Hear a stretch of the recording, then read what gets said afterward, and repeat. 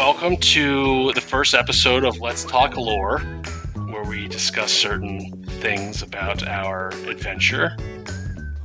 Today I think we're going to discuss a little bit about the lore in Agoth Doomhand and the Skulls of Power.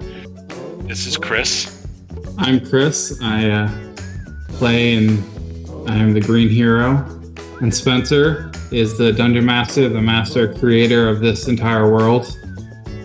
Let's get into it. Let's get in there. That's what I'm going to leave it right there. That's what Doomhand said. So, lore. What location did you have in mind? Oh, the Artemision Forest. Yeah, because you just had a couple posts about the about Jonathan. Yes. Tree. All right, so Artemision Forest. That's where we came out of Trivium. I think the Artemision Forest was huge. So it was tough to run that one because it was like, how do you run a dungeon crawl in a forest? But you got to remember, we're also doing it on Tabletop Simulator, so it's not like you have a table. Right. So how do you keep it feeling big on a tabletop? And my idea was to just have these like big trees on the side, sort of a never-ending path, and I can just recreate that area over and over, but have different tables for different things that you could run into, which is pretty cool. But the thing that felt nice about going through there is we were at intersections, and then in between that was almost like the zoning out of the area to zone like a Final Fantasy. Like you're running around the big map of like, yeah, we're in the forest, we're doing here, and like looking at the hand-drawn map we had of like finding where we're going, and then once we knew where we're going, we're like, all right, we're gonna run along this path. Then we like zone into an encounter. It felt like there was distance between it, and it was like we only came into a map when something happened. Oh, it was great. You guys, so we would travel through the forest just like in Zelda. I took this straight out of Zelda. When you made the wrong turn, you just got lost and would show back up at the beginning. So that kind of made you want to create a map to try to figure out where you're. Well, that reminded me Final Fantasy VII, the snow area where you had to follow the stakes, and if you got lost, you started over again. Yeah. Of like, it very much felt like you got lost in the woods and somehow ended back up on the main trail. Here, start over. Yeah, that was great. Some of them, sometimes though, you'd come back to the beginning, and then you remember the tree ant gave. So at the very beginning, when you came out of the Trivium, you followed the tree ant. You had some quicksand to deal with, and you followed this tree ant. You guys weren't quite sure as to whether or not you guys were going to have to fight the tree ant, who the tree ant was. But it turns out he was the guardian of he was an elder tree. So old that he doesn't know his name. You gotta imagine this forest is, I don't know how, thousands of years old. You can't remember his name, but he's the guardian, one of the guardians of the forest. And he's a guardian of the Green Skull. He helps guard the Green Skull, rather. But he offered you that little sanctuary, so when you get lost, you come back to the main area. You guys can continue to go out if you want, or do a long rest. Sometimes those getting lost was a good thing to have happen. That forest brought more mayhem than I was expecting. It was good. I mean, I think the detail in it, I enjoyed running it because like I did a lot of background research on like how do I make it interesting, because I was a newbie DM, and I still consider myself relatively newbie, but I just wanted to keep it interesting, so I looked up a bunch of different quotes. So every time you would travel from one area to another, I would tell you, you guys are walking another different locations. I had a spreadsheet of like 20 different locations, and to go from A to B, or actually it was to get to the random location that I would roll to, took a period of time. And I would tell you what you heard. There was a lot of whispering, so I would read quotes from different I had some like Robert Frost in there. I don't know if anyone picked that up, but that was basically.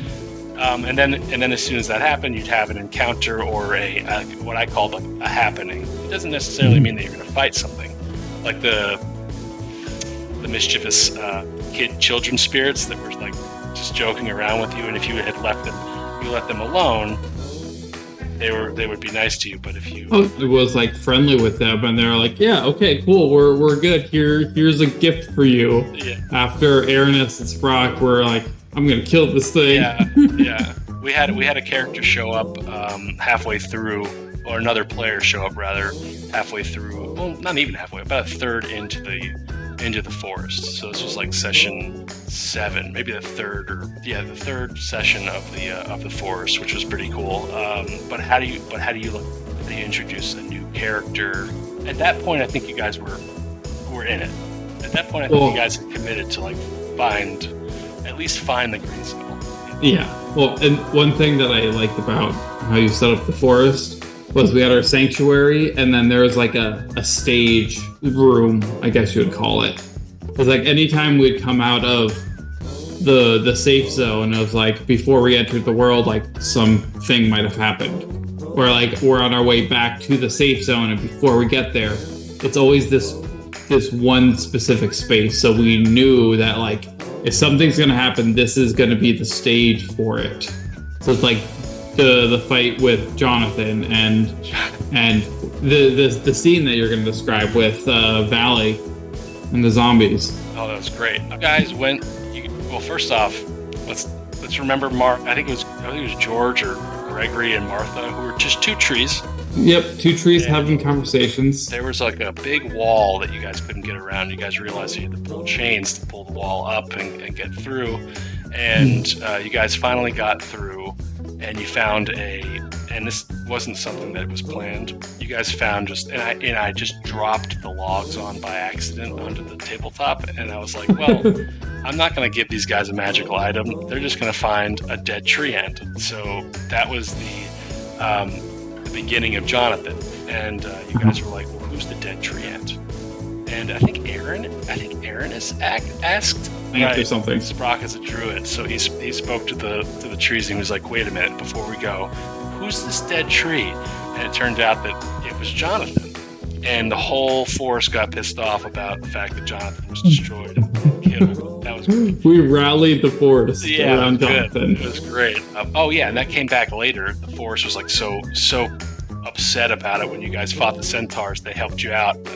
That fight was a little too tough, so that some of them, the forest would grab the centaurs and pull them into the forest and to disappear into the mud. Wasn't that also too tough? Yeah.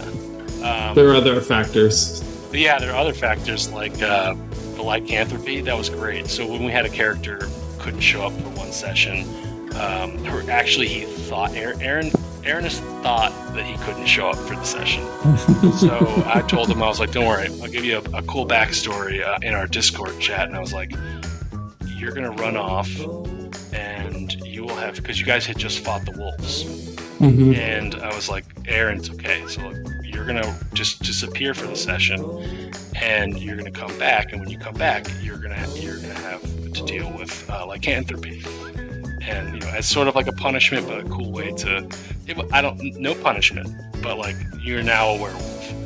To be clear, he was perfectly okay with that. Oh yeah, he was good. And he was so okay with it that he canceled his like dinner or whatever it was, and he joined us and played. He was like, all right, so I'm a werewolf. I'm not actually going to miss that session. I didn't realize that's what happened. Yeah, so I was like, oh crap, now I gotta like figure out what to do with Jonathan. So I had the lycanthropy slowly. It was a slow progress. So he played a couple sessions without it actually turning into the werewolf. And I told him, this lycanthropy was like, if you automatically turn if the moon is full, but if you get angry enough or scared enough, it causes you to spawn, right? And it just so happened that Jonathan, as it turns out, was a friend of the Elder Tree. And this is something that just came up recently. And he was actually trying to cure, he was focused on curing the forest of werewolf issues. And so when you guys ran into the skeleton Doomhand, and he showed you his true powers. Because Doomhand is a necromancer. He brought back Jonathan, the tree ant zombie, to life, which was sick. But it just so happened that he had a keyhole. He had a keyhole sort of dug into his body, and that's I gave Matt the key. Matt was our new character named Valley, and that was a good introduction, I thought, to bringing a character in that wasn't necessarily sure with what's going on to the story. But it's a weird story though, because it's not taken from any books. It's just kind of unraveling, but I think it's pretty good. And then after that, the main story of Forest. This was all just precursor stuff. The main story of the Forest was Fawn. Oh yeah, forgot about Fawn. So Fawn was just a simple thief, a bard thief living in the forest, stealing from travelers. And then he got mixed up with our boy Doomhand. And rumor has it that the heroes from another plane of existence, perhaps, maybe from this world. Well, right? Well, yours is definitely from this world. Yes, my current one. Props to your backstories. It turns out that Fawn and Doomhand were working together, and Fawn would show up randomly, and I wanted Fawn to just steal an item, or make Fawn just mess with everyone. Yeah, and just use a level 7 spell to just disappear, the plane walk out of there when you guys got pissed off enough. The second time, which I'm going to be showing in a reel on Instagram, the dimension door. Yeah, when I thought I got him, and then he broke free. It was great. So pissed. Yeah, it was so good. So mad. You guys got so angry that Aaron is turned into the werewolf. And bit me. And bit you, and then you had lycanthropy. So every single time that you guys would get angry at each other or whatever, poor Sprock and Valley were set to try to calm you guys down, which was pretty good. I do like how it originally started with Aranis and Rena being the crazy ones, and Sprock was the normal person just trying to keep everyone in line, and now Sprock's the whatever he is, the Mind Flayer. Oh yeah, Drow, Druid, hybrid, everything. Because of the lycanthropy, I created this so the way the Artemisian Forest was going to work is, first off, you got to go through it. You don't have to fight everyone. You don't have to kill Fawn. Obviously, I think I know the players well enough. They are completionists. We did have a map. The Elder Tree told you guys you need to make a a token of the jaws, the claws, and the. So there were bowls that you guys had to fill with bear claws, jaw, spider webs. Spider webs. That's the one. Webs. Yeah. And you guys, instead of going on to confront Doomhand and go to Artemisia, which was you guys played 8 sessions. That's literally 24 hours of gameplay, and you guys stopped and you're like, you know what? Let's go kick this guy's ass. Well, he stole stuff from us, and we're like, we know where he is. It's the last place on this map. We're never coming back here. Let's get this guy, and then let's go. Poor Fawn. Poor guy. The first NPC, real NPC I played. Poor Fawn. That guy got his ass kicked. But it was good. That was a good. That was a tough fight. Yeah. And believe it or not, it was Sprock, the quiet and humble, that ripped his. How did you describe it? He's with spaghetti. Yeah, I bit his jaw. I bit his neck in half, and it spewed out like spaghetti. Anyway, that was a good death. That was the first good death. And then you guys went through the were farm and found Gabriella. Turns out Gabriella was the sage of the Green Skull. Mm-hmm. So I had to figure out how does that connect to the Elder Tree, and it turns out that the Green Goblins in the Artemisian Forest are actually working with the forest itself to try to keep it alive and fresh. So Protected. yes, well protected. So green goblins live in a town in the forest called Artemisia, aka the Artemisian Forest, and the Elder Tree works with the goblins to try to keep the forest safe from outsiders and unwanted, intruders. But at the same time, the goblins were getting affected by this lycanthropy, and Jonathan was the tree that was trying to cure the goblin guards from their lycanthropy, and died doing so. But he did find the cure, which was... It was desert moss and vampire teeth. Desert moss and vampire teeth. That's right. I remember that because I remember asking many people if they had or knew where we could get desert moss or vampire teeth. Oh, it turns out the chapel in the Ware Farm was where the teeth were. What was that guy's name? That's a good question. Oh, where you made me sing? Yeah, The first time. Oh yeah, I love bringing in music from the real world into it. I had Rena sing Backstreet Boys to enter the. That was good. The little side quest. Mm-hmm. Figure out what the note. I had your character see a note that just randomly gets shot to a tree during his turn. He picked up the note and put it in his pocket, and I gave him. And oh yeah, you already had a. What was it? A dwarf deciphering.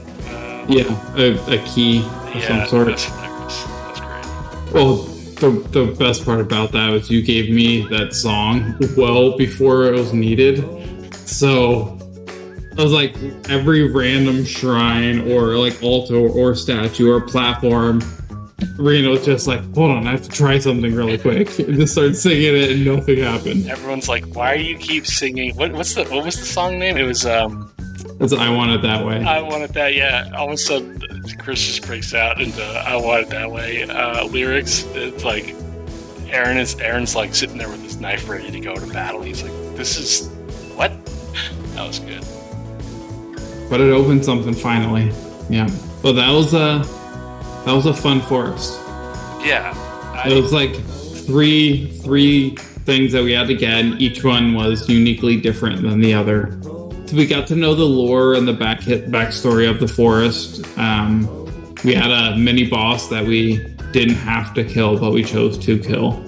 I found that running the forest was a little bit easier than running other sessions. Just because, well, one, it was the first big dungeon crawl. I mean, you gotta remember that the forest was set up like almost like a dungeon, but it was just very wide and very tall trees. And if you wanted, you could cut through the trees if you wanted to, but you would have to take a certain level of damage because the trees were alive. The trees were alive.